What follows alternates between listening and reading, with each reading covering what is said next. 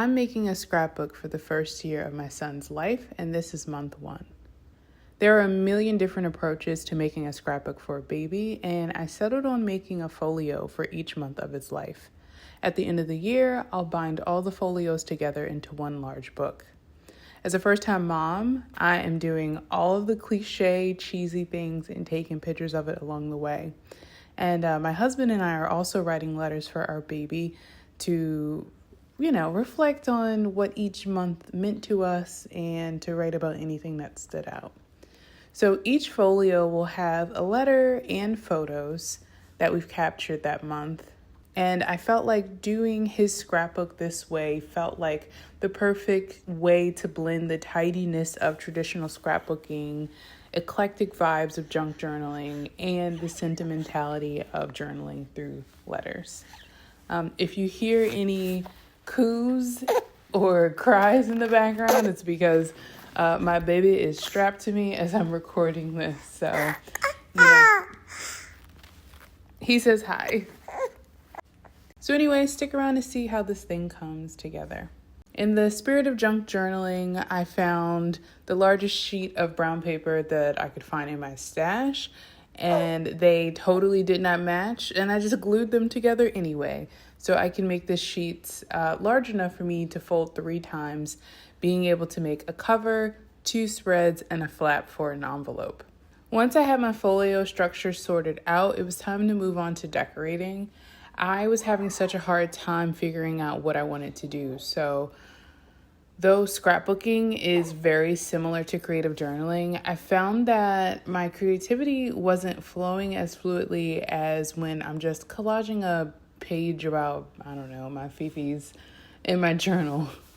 For this project, I wanted there to be cohesion throughout the folio, which meant that I had to find some kind of textures, motifs, and other elements to repeat to keep it consistent. So the aesthetic of this project didn't really come together until I found this corkboard paper that I purchased like maybe 3 years ago. I preach using what you own before you buy, but I have to say that my random impulse purchases from the past have definitely come in handy sometimes. So, I will say that there is a season for buying and then a season for, just using what you got. And right now, it's a season of just using what you have. But anyway, so because I was using this cork board, I knew that this would be the perfect opportunity to use my office supplies cling stamps. And I'm going to try to link as many of these things that I use in this video in my Amazon storefront. Like I said, a lot of these things I've purchased over the 10 plus years I've been scrapbooking, and some of it's not being made, or I may be able to find something that's similar. So anyway, look at the description to try to get any of these things if you want to use them in your own projects. But anyway, so the office supplies cling stamps, perfect. Corkboard, that makes sense. And then I coupled it with the grid paper, and I used that throughout the entire piece. And I think that is what created unity, although a lot of the materials that I was using were pretty scrappy. So, for instance, I received some of the most beautiful cards from my baby shower. I mean, I hit the junk journal jackpot with some of these cards, and you'll see me decorating this spread with one that I thought fit these photos of him sleeping away the first few weeks of his life. One thing that I also found challenging on the spread was trying to find the balance between having too many decorations versus not enough. I try to err on the side of less is more, but I would step away and come back to decide if I should keep going or take away, like just way more times than I usually do when it comes to collaging a page. And you'll see as this video goes out that goes on that the lighting is inconsistent because it did take me a couple of days to record this. Just trying to adjust to working with a newborn. But overall, I'm happy with the way it turned out. I kept the envelope super simple. The most challenging part was cutting out the fruit on the napkin before decoupaging the fruit on the flap. I felt like the envelope needed a little something more, so I stamped a cling stamp that I have of like a stack of letters and then just stamped out letters. I still feel like there's a lot more that could be added to this page. Something might come at me later, like looking back at this and editing. I think I could add another photo. That could be a nice solution. Or even maybe using a wax seal in some way. That could be cute. I don't know. Or I might just leave it the way it is. It's fine. Because the main point of this page is so I can stick, the letter that my husband and I wrote to our little boy. So anyway, we are now moving on to the last spread. Don't be like me and forget to pull off the second layer from your napkin before you glue it onto the paper. You'll lose some of the transparency and it requires a lot more glue. 0 out of 10, don't recommend that you forget that step. It didn't turn out as good as I would like it to. That's okay. But I kept this last spread super simple with one photo on each side.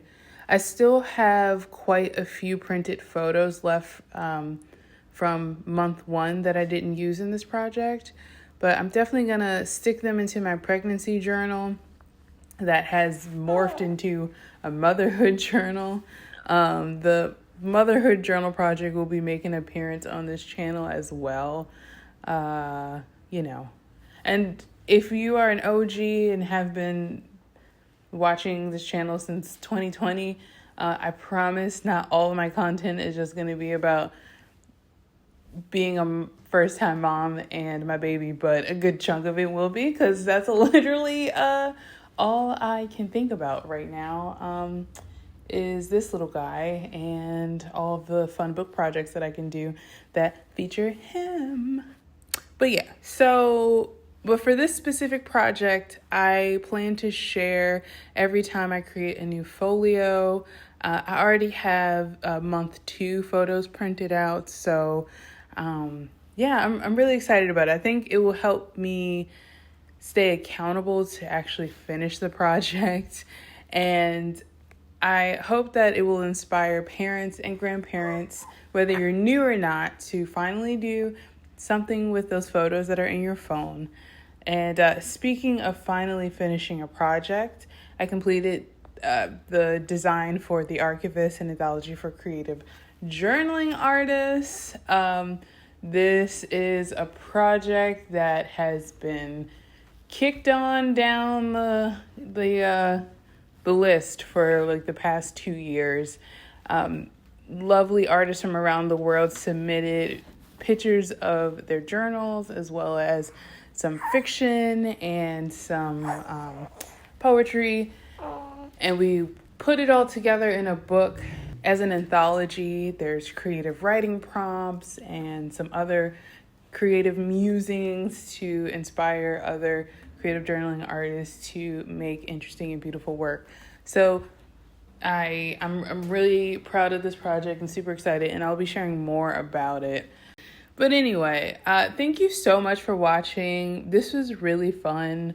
Now that I'm back, I am doing YouTube a little differently. The projects that we have coming up have been birthed out of having minimal time and wanting to make the most out of that time to do something creative and do something for myself and something that a future generation would appreciate. So that's what I have to say about that. I hope you guys had a great Halloween, and I'm gonna stop rambling now, and I will see you later. Okay, bye. Say bye, Garrison.